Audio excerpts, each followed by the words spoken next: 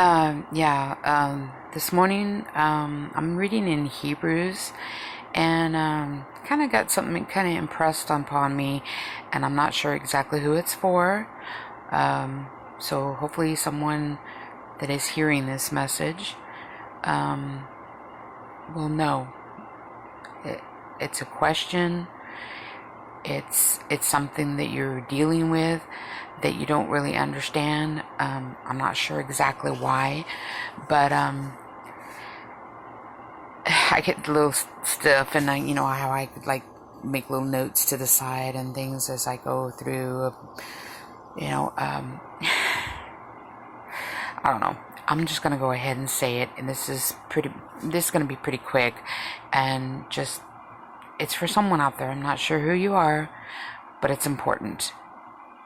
So maybe this is the one last question that's kind of, you don't really understand the full understanding exactly that, yes, he is the only way, the only one that you need to rely on, that you need to depend on, that you need to listen to. Jesus is the only way. He is your high priest and your intercessor, not the Pope, not stone gods, not the Pharisees, not your works, not the Sanhedrin, not your own understanding, not your friends, not your neighbors, not your spouse or your boss at work. No one but Jesus. He is who you take everything to. By faith, by belief, and trusting completely in him. Everything, no matter what thought comes in your head, no matter what little whisper comes in your ear, ignore it, rebuke it, send it away. By the blood of Jesus, you rebuke it.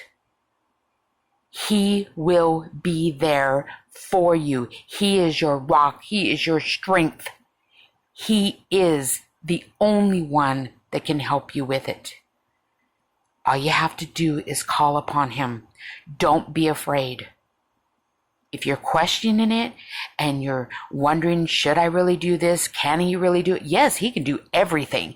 He can do anything and everything. He made everything. He created everything. He knew you in the womb. He knew you before you were even thought of. You think he can't do something?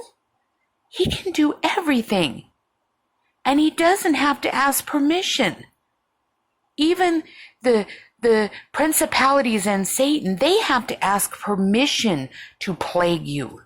They have to ask permission to do things to you, to harass you and do things. And anything that is done, any trial you're going through, any temptation that you get is done for three things. I believe all three, that they're all three in phases they come, okay? It is for judgment, correction, and to bring God glory. Every single thing. If you look at every single thing that has ever happened, even though you didn't understand it when you're going through it, in the midst of it. I know this from experience. It has happened to me, and it was like the light went on when I realized that everything, every single thing I've ever been through. I thought, why? What did I do? And many times I didn't know exactly what I did, detailed what I did, but sometimes you may have done everything you're supposed to do. Okay? It's not really, you'll be plagued and you'll be tried and tempted no matter what. Usually if you didn't do anything in particular, you can't, you're doing everything you're supposed to, especially like, okay, say you are supposed to give a message or whatever, maybe you're contemplating in your head, okay? Maybe even that thought of contemplation of maybe not doing it, or, well, I'll wait before I do it, or I'll do it tomorrow, and the procrastination, everything. Maybe that right there is what that little open door is left for that to come in. so that, okay, that's my thing. Maybe I should go petition to do this. But it also helps you grow. Okay, that's your testing time. That's your particular time that you, even though you don't think it, and I even personally myself has thought, no. But every single time I've ever had a trial or tribulation going on with me, right after that, there was a big growth spurt. There was a big breakthrough. Usually it was really, really a real tremendous something hitting me really, really hard that it just, there did not seem no way to get out of it whatsoever. Or you are in the middle of it and dealing with it and you just feel like you can't do it no more, and you go and you ask in prayer and you get a little alleviation because the Spirit sends that ministering angel to you, okay, and it makes you feel better, but it's not completely taken care of because of whatever is still in your flesh, okay?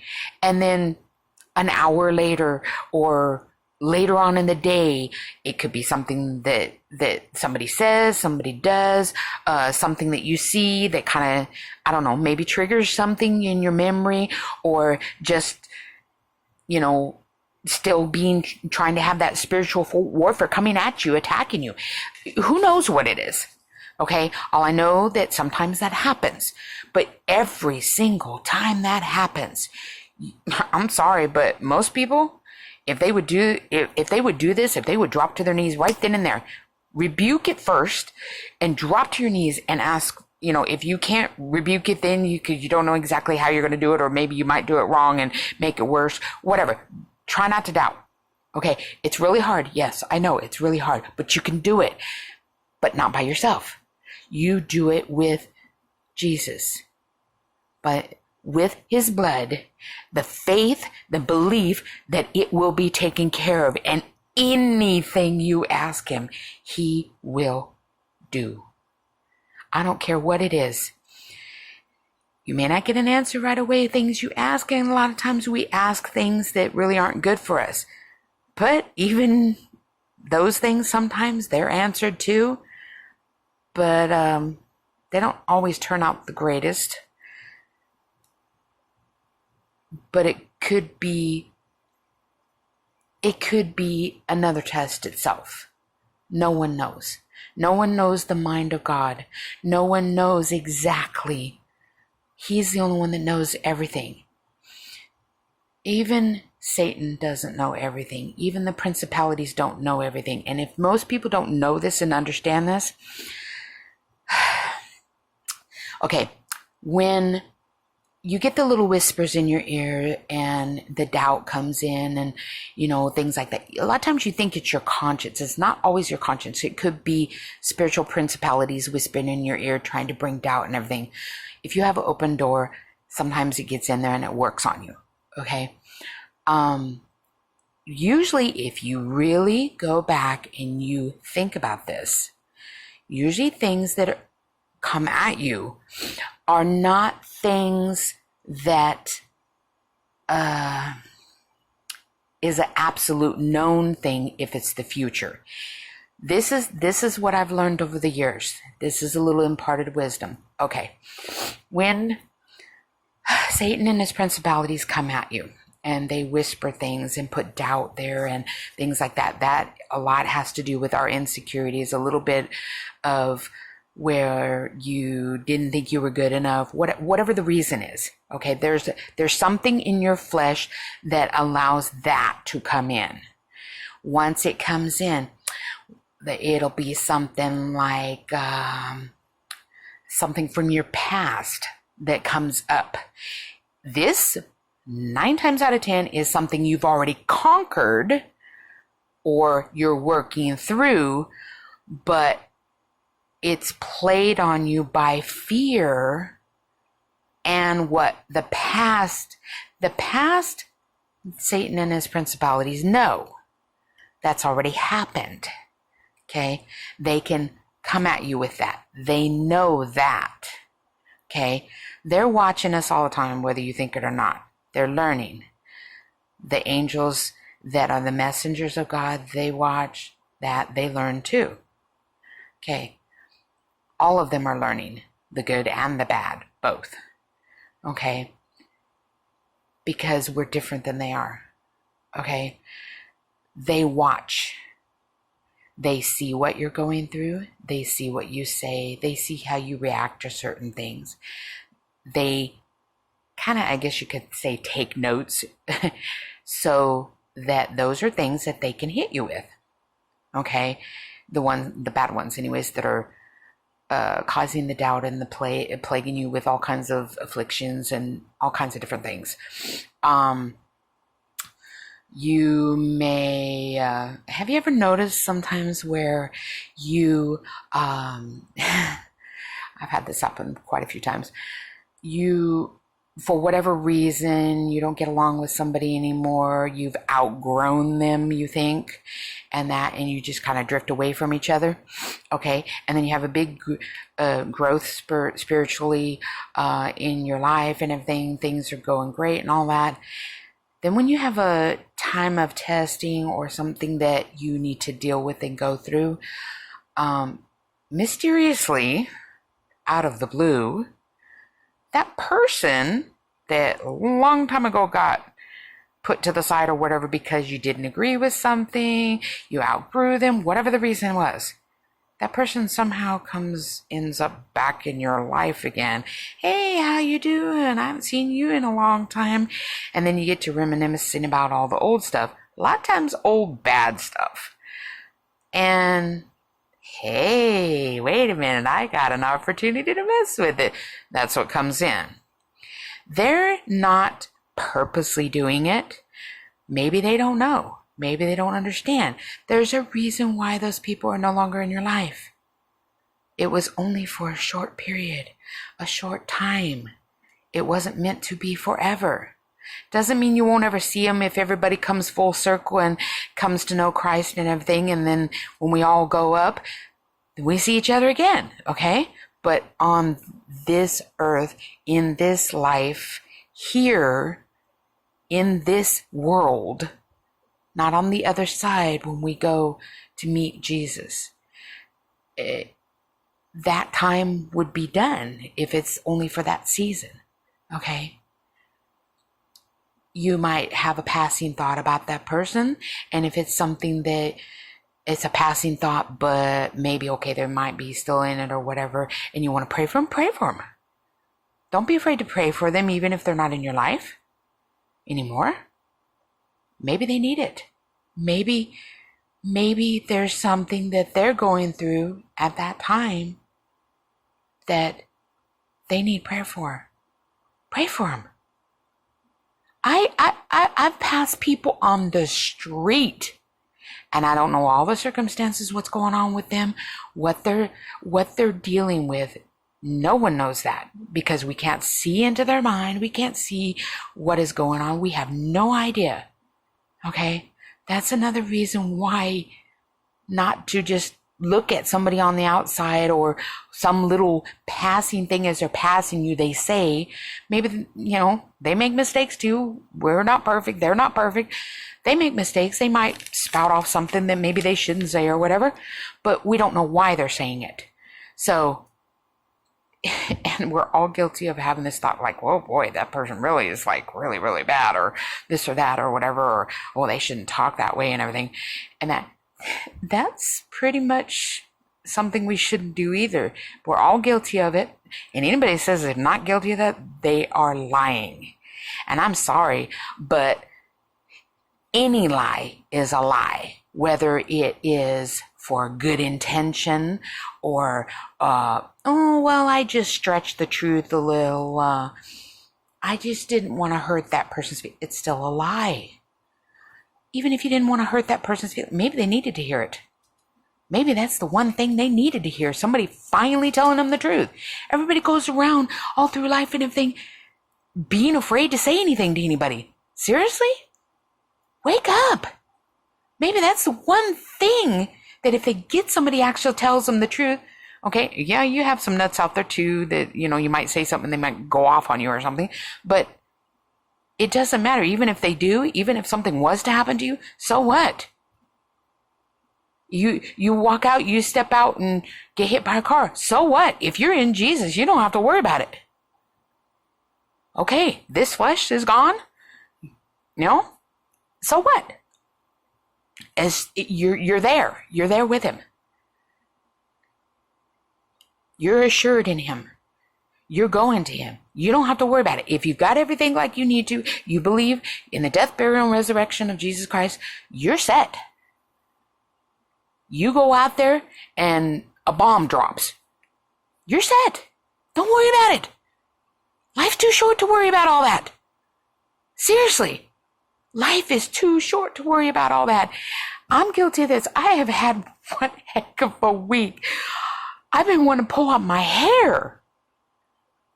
But that little, okay, come on, just a little bit longer, just a little bit longer, a little bit longer. Or I'll watch somebody's video. I'll have a comment somebody make, a good comment, mind you, okay, not a bad comment or anything. I don't get a lot of bad comments, but, I occasionally there. But you know what? I don't worry about it so much anymore. When I was growing up, I used to worry about anything and everything people would say.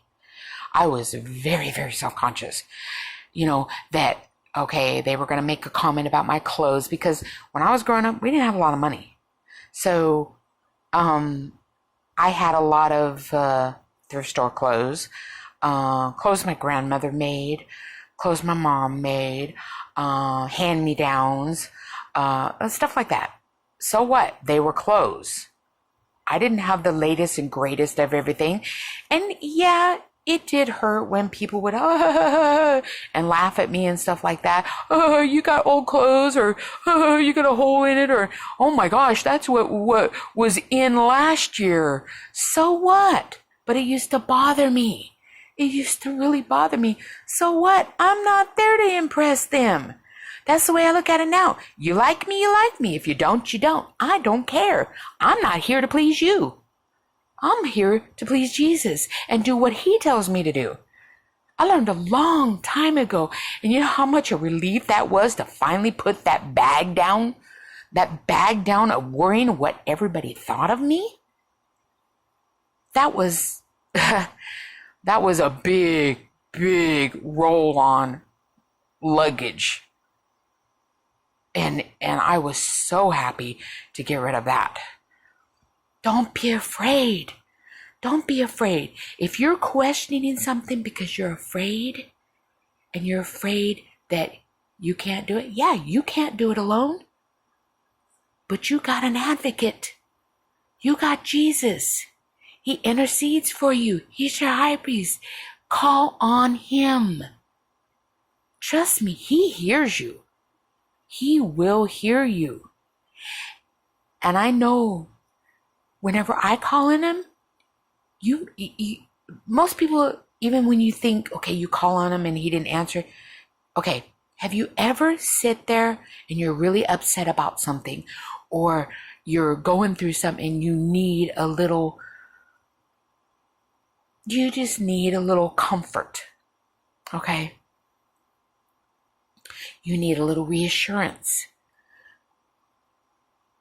Don't you get, when you ask for that, don't you get a sense of peace and comfort immediately as soon as you ask come over you? How is that not an answered prayer? How is that not an answer to what you asked for, what you needed? It was immediately, the second you asked for it, provided. Maybe things that you ask for in prayer, you don't see an immediate manifestation of them. Doesn't mean God didn't answer those prayers. He did. The second you asked for them, he answered them. You just haven't seen the manifestation of the answered prayer in front of you. Okay? God's time is different. He immediately answers that. He is here, answers it, but you haven't seen the visual manifestation of it yet. Doesn't mean he didn't answer it. He answers it as soon as you ask. Trust and believe. And if you don't know Christ as your personal Savior,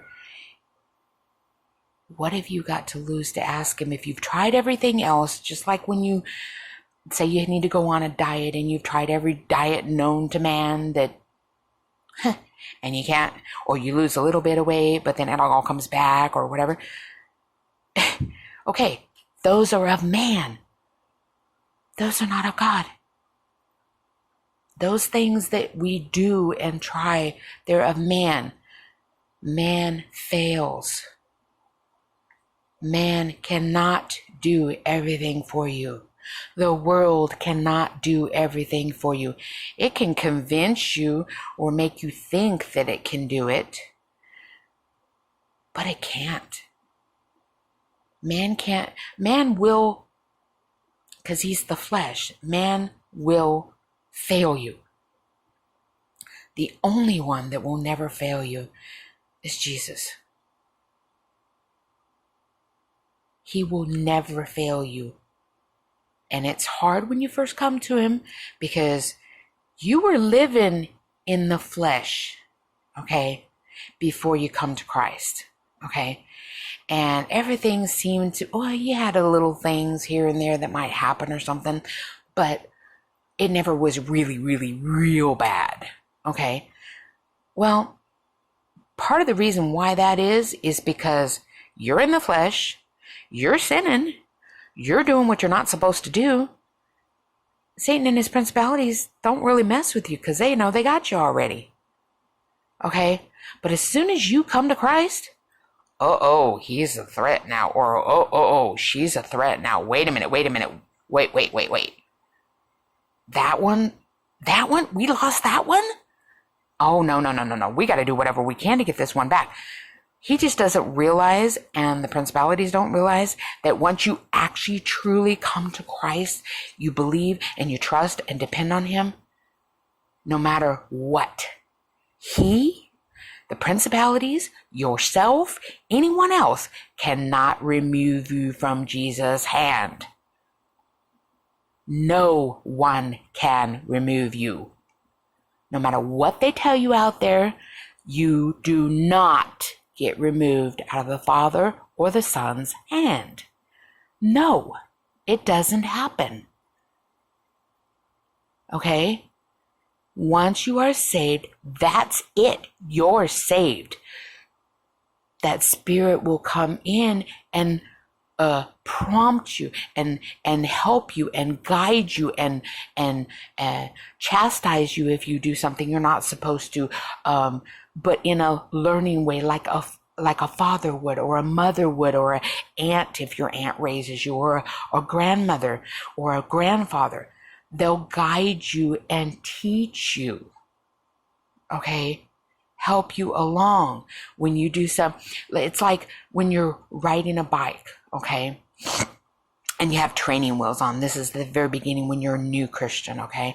You have the training wheels on and you're doing it good and all that, okay? You're ready to take that next step, so maybe go through a little trial and everything, okay? And those training wheels are taken off and you're afraid because you're like, oh boy, can I do this without falling down? Okay. Well, I know for me, when the training wheels were taken off of my bike, okay, you have your dad or your mom behind you and they're holding you and everything. Okay. Don't let go. You know, that's what you're always saying. And you go to do, and okay. Don't let go. And you think, okay, they're going along with you and everything. They're not necessarily right behind you. They're there watching and all that, but they've already let you go so you can go on like you need to and everything. But you're going, you're able to do it. They're there watching you. They're still watching out for you, even though they're not actually holding on to the seat of the bike or the back of the bike or something. They're still there. Okay. They're not letting you go, okay? They're not physically holding right there, but they're not letting you go. You're there. You're still protected, okay? God does that. He doesn't let go. He's there watching, even though you think he might not be. He's there. He knows. He knows what you're thinking. He knows what you're about ready to do. He knows. He knows everything.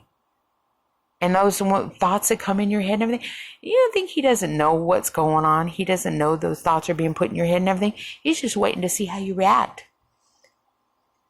The perfect example when I think of that is about Job, where he knew Job was righteous.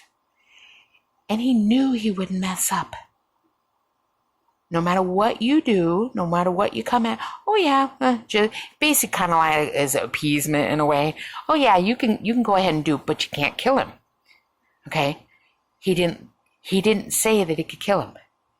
You can do that, you can do this and that and everything, but just wait. He won't.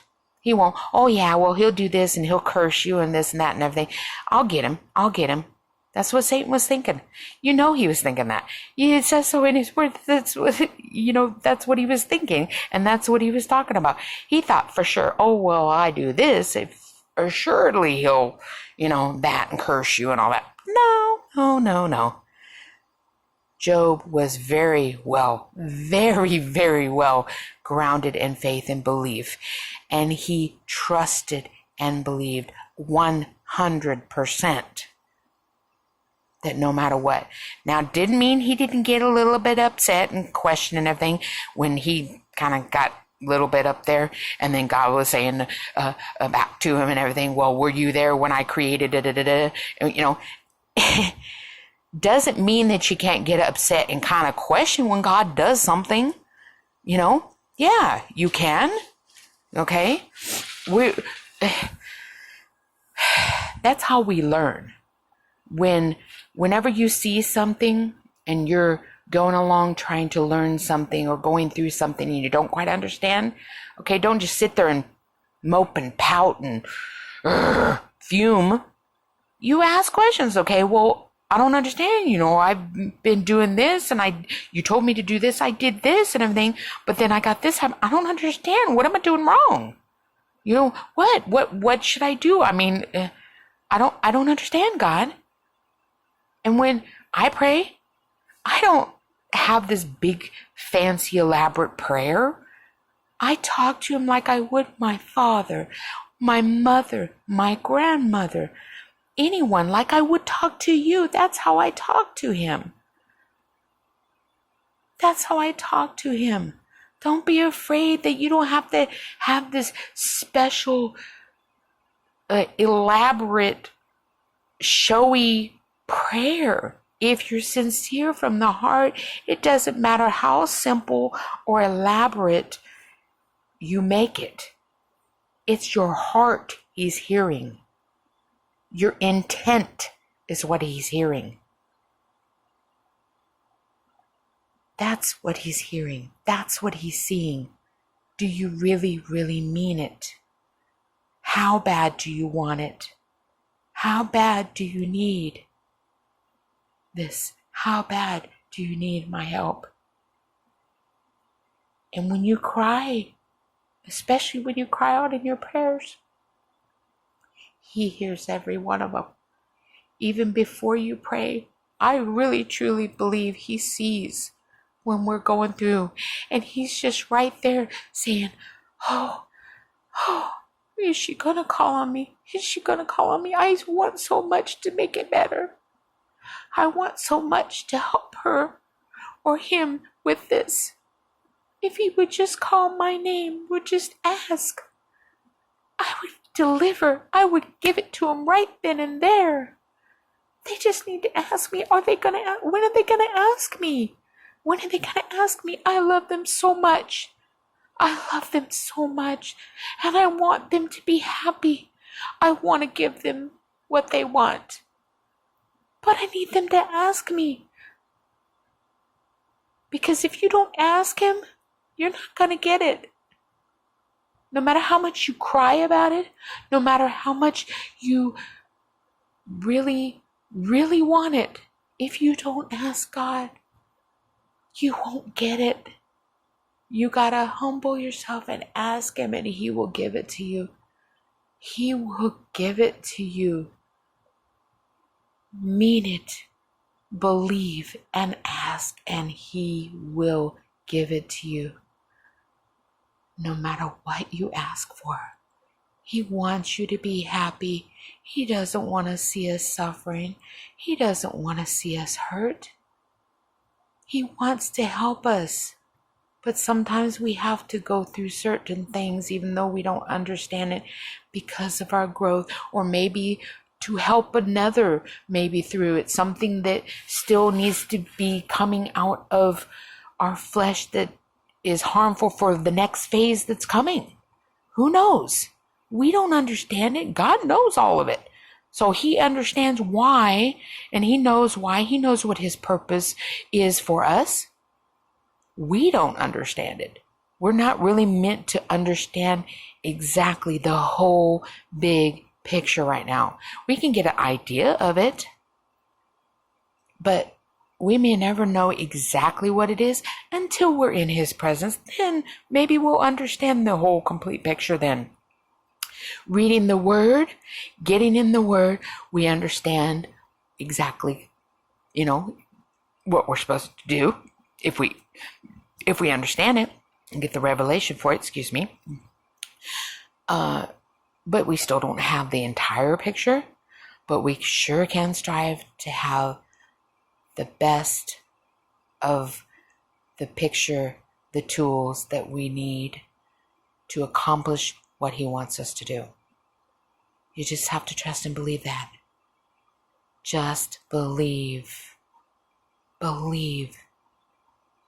And practice that. Manifest that belief. Show that belief. That's how simple it is. That really is how simple it is. Please, I ask you, if you are the one struggling with all this, and this is what's been hampering you, don't let it hamper you any longer. Meditate, believe, pray on this. Ask God if this is for you, if this is what you need, if you don't believe me. And I hope you do. I'm not sure, like I said, I'm not sure who this is for. Somebody out there needed to hear this.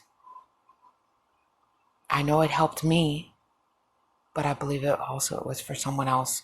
Because if it's just something that's for learning for me, unless it's something to share a certain experience or something, I don't usually get prompted to maybe make a video or something like that, or, write a post or something like that, unless it is something for somebody else specific.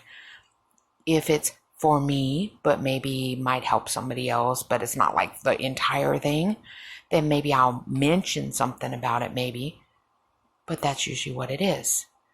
There are many things that I have in the works of trying to put some stuff together, little bits and pieces of things that I have had come in my spirit already, and I'm still kind of trying to put them together and see exactly how do you want me to say this, Lord? How do you want me to go about this?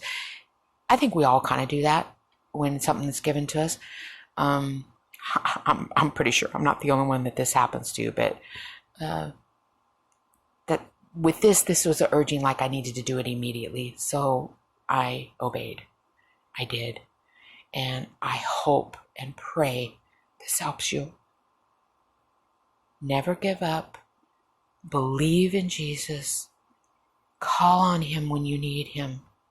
He is the only one that will do and help you in your time of need.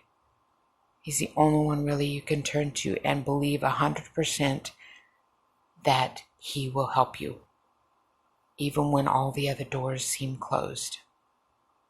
Well, I'm going to cut the video now, and I'm going to upload it, and hope that all of you have a wonderful, blessed day. I'm going to go back to reading, and If there's anything else that I feel prompted to say or upload or give, I will. There are many other things, but I'm not sure if they will be today. And I love you all. God bless.